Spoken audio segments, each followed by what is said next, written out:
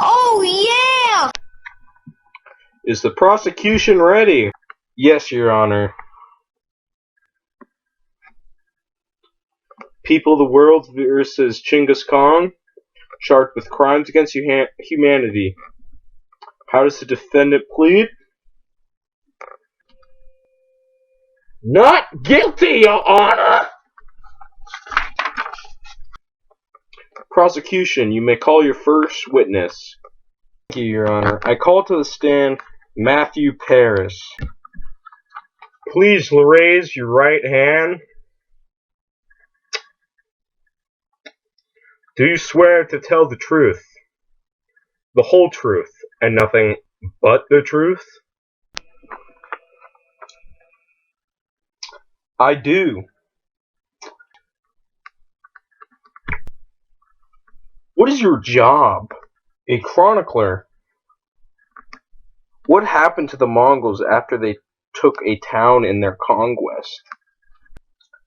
If the town had not surrendered, the people inside were slaughtered like pigs, and the town destroyed. Were the towns rebuilt?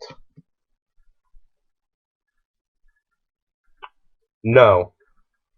For many citizens of the destroyed towns were plagued by disease or massacred and did not have the energy to rebuild their towns. What happened to irrigation channels in the town that were destroyed? They were neglected and eventually unusable. This led to later agriculture problems in both Iraq and Persia. How big was the death toll caused by the Mongols' conquest? The total death toll directly inflicted by the Mongols during the period of their conquests, spanning nearly 2 centuries, have been several millions. What happened to these enslaved people?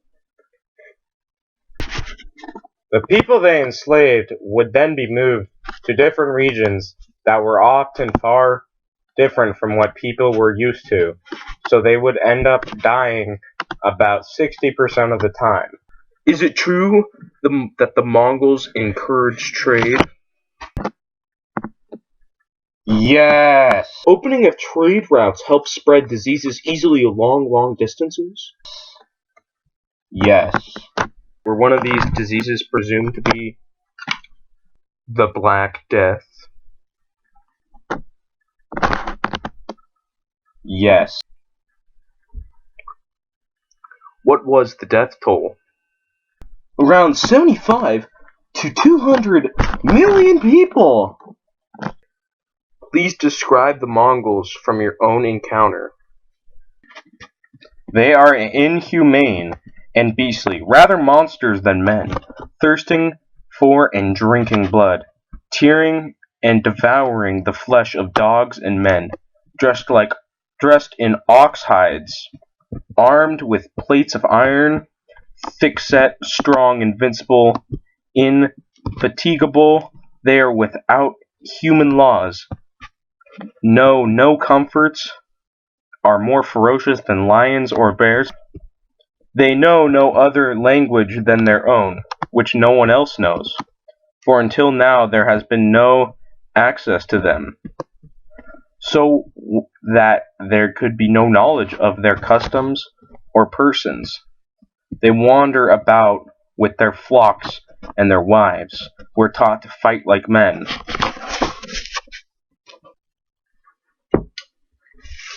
That is all. Now, Mr. Khan, did you kill the entire population of every village you conquered? Who did you spare?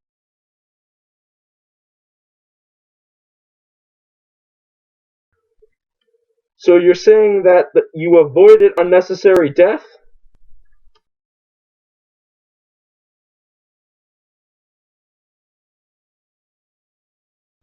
To the jury! To avoid fighting that wasn't needed, sparing hundreds of lives during regular sieging would have been lost. And Mr. Khan, that wasn't all you spared, was it? You also spared artisans, clerics of all religions, scribes, scholars, merchants, young women, and officers. Nobles and administrators were saved and taken it by your people. Can you confirm this?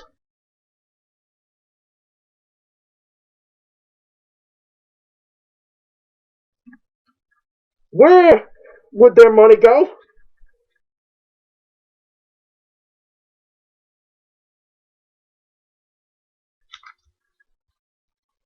And by doing so, your people created more equal economic system.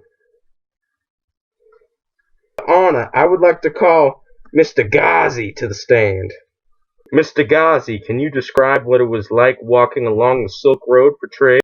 Did you encounter many bandits? Under the reign of Genghis Khan, all the countries enjoyed such peace that man may have journeyed from the land of the sunrise to the land of the sunset, with a golden platter upon his head, without suffering the least violence from anyone. There were so little bandits on the road because Genghis Khan and the Mongols encouraged trade. They wanted to keep the roads safe so that the goods could travel across the land with ease. They opened up trade for their entire nation.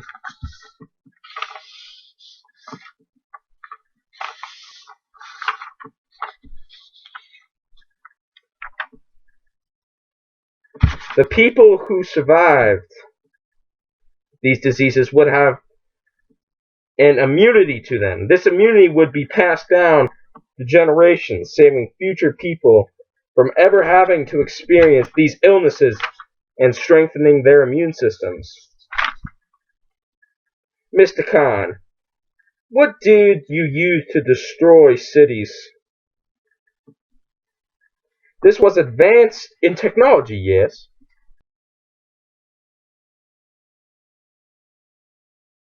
These on your conquest, Genghis Khan spread the new technology around the world, advancing not just the Mongols, but the land they visited.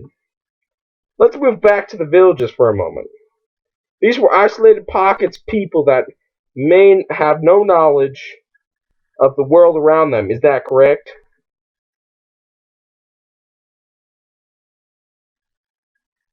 So you see, people, Genghis Khan and the Mongols were not savages against humanity. Rather, they were the means to a better future, giving the world more gifts that should be acknowledged. Your Honor, I rest my case. All rise. Have you reached your verdict? We have, Your Honor. What say you? We, the jury, in the case of People of the World versus Genghis Khan, find the defendant not guilty of the charge of crimes against humanity. Swag.